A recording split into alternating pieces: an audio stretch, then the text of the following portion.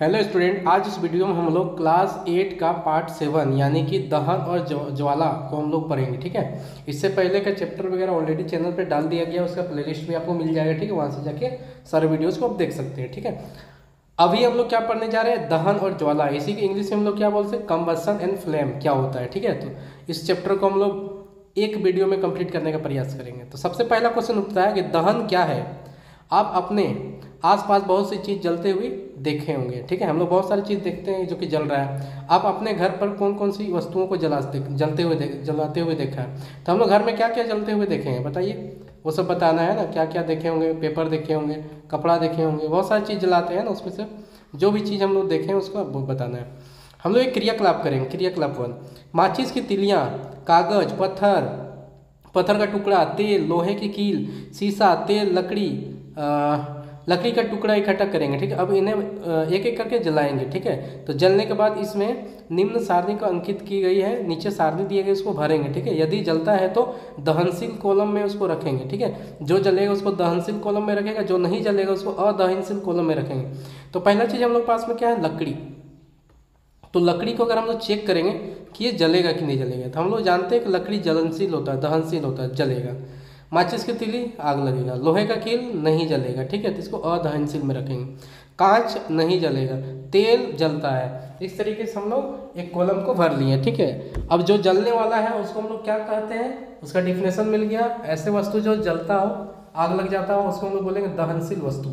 और ऐसे वस्तु जो कि अदहनशील हो, जलता नहीं हो, उसको हम लोग क्या बोलेंगे, अदहनशील वस्तु बोल सकते हैं। ठीक है, नेक्स्ट है, ऊपर दिए गए जो पदार्थ जलकर उष्मा और प्रकाश देते हैं उन्हें दहनशील पदार्थ कहते हैं। तो यहाँ से हम लोग क्या बोल सकते हैं कि जो पदार्थ जलकर उष्मा और प्रकाश देते हैं उन्हें हम लोग दहनशील पदार्थ कहते हैं। इन्हें ईंधन भी कहा जाता है, इनका एक दूसरा नाम ईंधन है। जैसे लकड़ी और तेल, इसको हम लोग ईंधन भी कहते हैं। ठीक है, जो पदार्थ नहीं जलते हैं उन्हें अदहनशील पदार्थ कहते हैं, जैसे कांच, कील और इत्यादि। ठीक है, ये सारी चीज़ें हो गया। आगे बढ़ेंगे, हम लोग पढ़ेंगे क्रियाकलाप 2। इसमें दिया है, एक मोमबत्ती को जलाकर टेबल पर रखिए। अब कांच की एक चिमनी इस प्रकार रखिए कि ताकि मोमबत्ती के उसके अंदर रहे। ठीक है, तो एक हम लोग क्या करेंगे, टेबल में मोमबत्ती जला कर रख लेंगे। उसके बाद एक चिमनी ले लेंगे और उसको क्या करेंगे, हम लोग मोमबत्ती के अंदर में रख देंगे। ठीक है, और देखेंगे क्या होता है। आप क्या देखते हैं, कांच की एक चिमनी को एक मोटी कूट से ढक दिया जाता है। ठीक है, ऊपर में बता रहे हैं इस तरह से। एक हम लोग का क्या जल रहा है, एक जल रहा है ये कैंडल। ठीक है, मोमबत्ती। और इसको हम लोग क्या किए, एक जो है चिमनी से इसको ऊपर से ऐसे ढक दिए हैं। अब ढक दिए हैं इस तरीके से। ठीक है,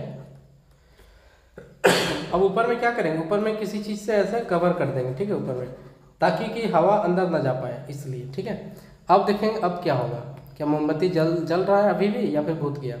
कांच की एक चिमनी को ऊपर से मोटी सी ये कूट से ढक देंगे, और क्या मोमबत्ती अभी भी जलती दिखाई देती है। वास्तव में मोमबत्ती बुझ जाती है। और अब बताएं मोमबत्ती क्यों बुझी। तो देखेंगे कुछ देर बाद क्या होगा ना, मोमबत्ती बुझ जाए। क्यों बुझता है मालूम है, क्योंकि किसी भी चीज़ को जलने के लिए ऑक्सीजन का आवश्यकता होता है। ऑक्सीजन उसमें नहीं मिल पा रहा था, क्योंकि उसके ऊपर से हम लोग क्या किए थे, ऊपर से एक बड़ा सा कूट ढक दिए थे, भारी सा मोटा सा। ठीक है, जिसकी वजह से अंदर में हवा नहीं जा रहा था और उसको ऑक्सीजन नहीं मिल पाया, तो वो जलना बंद हो जाता है।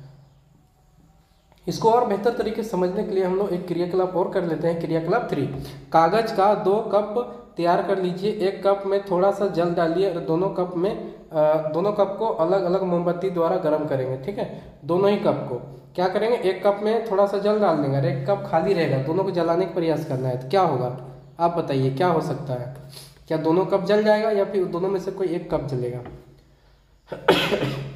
आपने क्या अवलोकन किया, दोनों कप में कौन सा कप जल जाता है, जल क्यों गर्म हो जाता है। ठीक है, और हम लोग देखेंगे जल क्यों मतलब गर्म हो जाता है।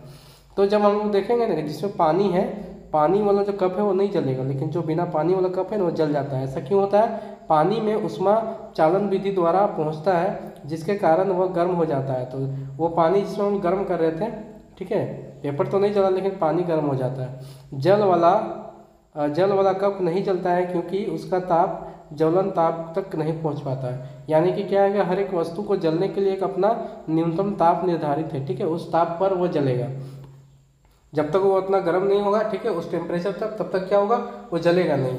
इसी वजह से कागज़ का जो ये कप है वो नहीं जल रहा है, क्योंकि इसमें पानी डाला हुआ है, जो भी गर्मी है वो पानी सोख ले रहा है, जिसकी वजह से पेपर जो है गर्म नहीं हो पा रहा है, इसलिए नहीं जलता है। जबकि दूसरा अगर केस देखें जिसमें क्या है कि कुछ भी नहीं भरा हुआ है, तुरंत से जल जाएगा, ठीक है। वह न्यूनतम ताप जिस पर कोई पदार्थ जलना शुरू करता है उसे ज्वलन ताप कहते हैं। यहाँ से आपका एग्जाम में पूछा जा सकता है, क्वेश्चन बन सकता है, ज्वलन ताप किसे कहते हैं, तो वह न्यूनतम तापमान या ताप जिस पर कोई वस्तु या कोई पदार्थ जलना शुरू कर दे उससे क्या बोलेंगे, ज्वलन ताप कहते हैं, ठीक है।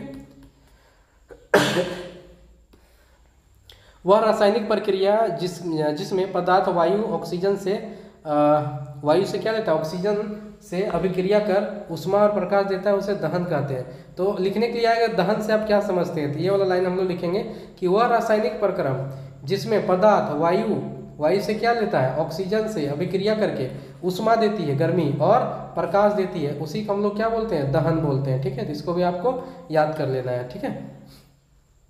इस प्रकार आप देखते हैं कि दहन के लिए 3 परिस्थिति आवश्यक है। क्या क्या होना चाहिए, दहनशील पदार्थ होना चाहिए, जिसको जलाना चाह रहे हैं वो जो दहनशील होना चाहिए, हवा चाहिए, है ना, ऑक्सीजन चाहिए, हवा में जो घुला हुआ रहता है वो, और ज्वलन ताप चाहिए, उसको इतना गर्म करना होगा जब तक कि उसका ज्वलन ताप पर वह पहुंच नहीं जाता है। तो 3 इंपॉर्टेंट चीज़ है जो कि किसी भी चीज़ के दहन में इम्पोर्टेंट होता है, ठीक है। अगर इन तीनों में से कोई भी एक परिस्थिति ना मिले तो वस्तु नहीं जलेगा, ठीक है, ये अदहनशील बन जाएगा। अब बताइए माचिस की तीली को जलाने के लिए क्यों रगड़ते हैं, तो माचिस की तीली को जलाने के लिए हम लोग क्यों रगड़ते हैं वो बताना है, ठीक है। तो माचिस की तीली को जब रगड़ा जाता है तो उसमें क्या गर्मी उत्पन्न होती है, और गर्मी उत्पन्न होने से क्या होता है, ताकि वो कहाँ पर पहुँच जाए अपना, ताकि वो पहुंच जाए अपना ज्वलन ताप पर पहुंच जाए माचिस, है ना, और उस माचिस में आग लग जाए। हवा का कौन सा भाग सहायक होता है, अब हम लोग देखेंगे हवा का कौन सा भाग होता है जो कि दहन में सहायक होता है। दहन के प्रकार भी समझेंगे, ठीक है, दहन कितने प्रकार के होते हैं। तो चलिए स्टार्ट करते हैं क्रियाकलाप 4 से।